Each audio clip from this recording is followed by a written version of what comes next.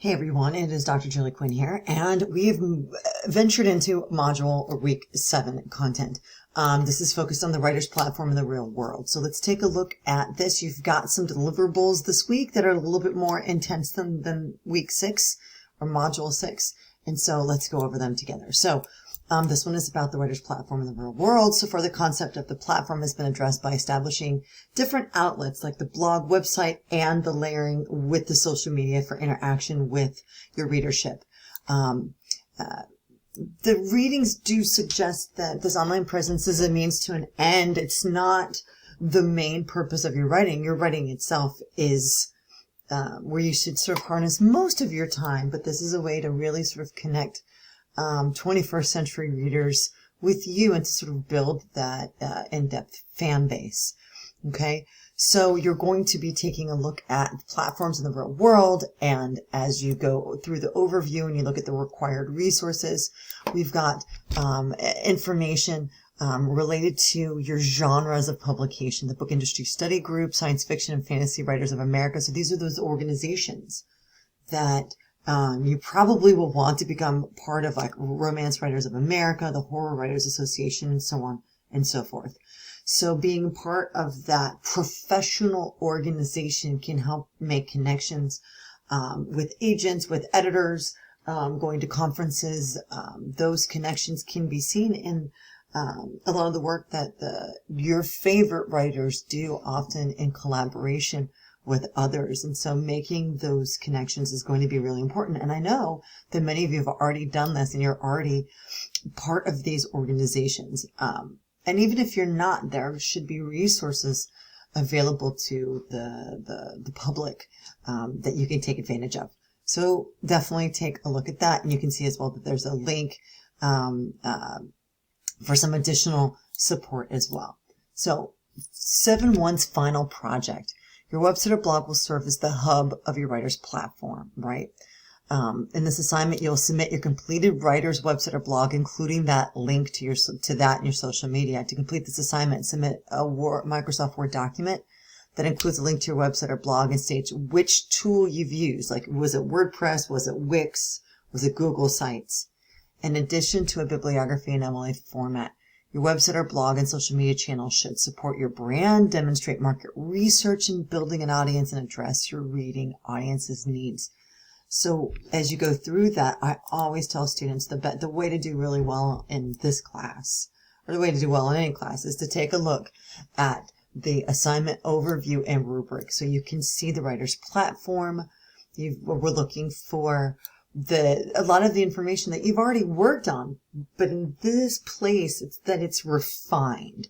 Okay, that your website, your name and headline is consistent, the design is consistent, that the links on your blog at this point are functional and engaging. Instead of just saying new work to come, or work to come in the works in progress link, you could have some lists and so on and so forth. Don't just leave it blank at this point. Start to fill it out. Even if something is a working title, put it in there for now. Okay. Remember, you can keep those privacy settings intact, so that, you've got that unique URL, or that it's password protected. I'm fine with all of that. Just so you protect the integrity of your work until you feel really ready to launch it to the world. In the short term, you have to launch it in class. Okay. So we've got the different milestones that you've worked on. Building the shell was milestone 1. The completed draft is the milestone 2, done in week 5. And here in week 7, you've finalized it, you've refined it, you've proofread it, everything's functional. If there's an Instagram link, I click on it and I see not just welcome to Instagram in general, but your Instagram link with a couple of posts. Okay. So here is the rubric. It's in depth. It covers everything from your name and headline to, do you have some platform content? And now, instead of just being proficient, needs improvement, not evident, we've added an exemplary column that says, did you do it? Sure. But did you do it to a very high, with high quality? Okay. So do we see the stated brand? Do you have clarity, focus, and detail regarding genre and theme? Do you have professional credentials? I notice a lot of you are like, well, I don't have any professional credentials yet. Sure you do. SNHU degree in progress, for example. Any of the writers' competitions you've done, any open mic nights, add that information here. If you've done none of that, you need to start. It doesn't mean, you can even say competition in October, forthcoming. That's fine, right? We've got your personal background, that the platform, all of this information, and then the links to those social media, are they clear and consistent? Because this is the two parts, the website and the primary social media tool, whether that's Instagram or Twitter or what have you. Okay, so that is 7.1, and that's the overview. But you have a second deliverable. This is the platform synopsis. And note, the assignment says this. Listen, when proposing your work to an editor or an agent, you are soliciting for representation, right? You include a synopsis of your writer's platform that explains the purpose and function, discusses your target audiences, and explains the reasoning behind the choices you made. So you're saying, here is my website, here's my content, here are my social media channels. In this assignment, you'll submit the synopsis of the platform you have created.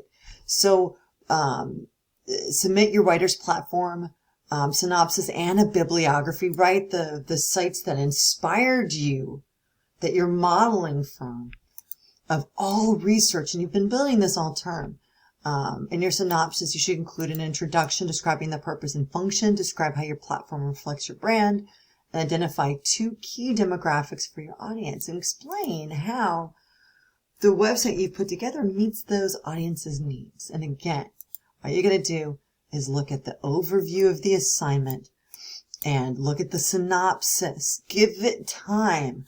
I would recommend in the synopsis assignment, a paragraph for every prompt piece of the puzzle. So an introduction paragraph, a paragraph on brand and identity, a paragraph clarifying 2 audiences, because you want to show that you have a range, right? Even if you're writing romance, maybe the audience is primarily women. But what if you find that there's an interesting key demographic in the LGBTQ community, or if you find that the type of romance you're writing is historical romance, and so you've got romance that overlaps historical fiction, like Diana Gabaldon, for one example. So that would be really interesting to define 2 key audience demographics supported by research. And so I will have an expectation of in-text citation in MLA or APA style. I mean, MLA I think is more common for the work that we're doing, but I don't really care so much which style you use as long as you're consistent, okay? You can see, it does say in MLA format, which is certainly preferable. I will include a video later this week on what a bibliography looks like in MLA, just as a refresher for those of you that haven't done one in a while. And you can see how, and this is just a reminder of the prior milestones that are preparing you for this assignment, okay? So the introduction, the brand and identity, and you'll notice again, like with the assignment for 7.1, we've got a new column, the exemplary column. So did you do it to its requirement, or did you do it to with a real sophisticated understanding of the assignment guidelines? And you can see the 2 audiences. This rubric is my contract with you. I promise you that I'm going to grade it via rubric, and my recommendation always is that you write it via rubric. So you go through and you look at it and you make sure that it's easy for me to find every little piece of the puzzle here. And I'll be honest with you, I'm not quite sure why the values are goes into the decimals of a % there. I think it's to show that some of these categories are weighted a little bit more highly, but you'll just notice that everything does equal to 100% in the end. So this is the synopsis assignment, and I wish you great luck this week in working on it. If you have any questions, just shoot me an email. This week, I will not be available for live conferences. I will be available for email back and forth, though. So you can ask me any question you have, and I will certainly be on my email every day answering those questions. If you have any, just let me know. Good luck.